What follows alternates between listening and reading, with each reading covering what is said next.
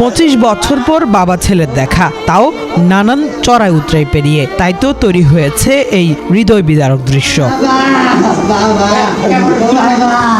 পরিবারের হাল ধরতে 25 বছর আগে সৌদি আরবে পাড়ি জমান আবুল কাশেম 6 মেয়ে এবং 3 ছেলেকে প্রতিষ্ঠিত করতে গিয়ে আর একবারের জন্য দেশে ফেরার সুযোগ হয়নি তার। সবশেষ গত শনিবার ফিরেছেন নিজ দেশে, কিন্তু পরিচয়হীনভাবে।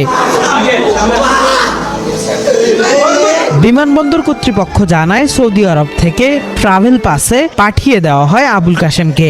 এ সময় তার সঙ্গে ছিল না পাসপোর্ট কিংবা কোনো পরিচয়পত্রই। আবুল কাশেম মানসিক ভারসাম্যহীন হওয়ায় সঠিকভাবে দিতে পারেননি নিজের ঠিকানা, শুধু বলতে পারছিলেন তার 3 ছেলের নাম। এমন পরিস্থিতি দেখে তাকে ব্র্যাকের মাইগ্রেশন প্রোগ্রাম বিভাগে হস্তান্তর করে বিমানবন্দর পুলিশ। সেখানেই গত 5 দিন সযত্নে রেখে সন্ধান করা হয় পরিবারের। তাকে পরিবারের কাছে ফিরিয়ে দিতে গণমাধ্যমের পাশাপাশি চট্টগ্রামের বিভিন্ন স্থানে দেওয়ালে পোস্টারিং করে ব্র্যাক। সেই প্রচারণা দেখেই আবুল কাশেমকে শনাক্ত করে তার পরিবার। শনিবার দিন এয়ারপোর্ট আর্ম পুলিশ তার এডিশনাল এসপি মহোদয় আছেন, আমাদেরকে এই আবুল কাশেমকে দিয়ে বলেন তাকে তার পরিবারের কাছে ফেরত দিতে হবে।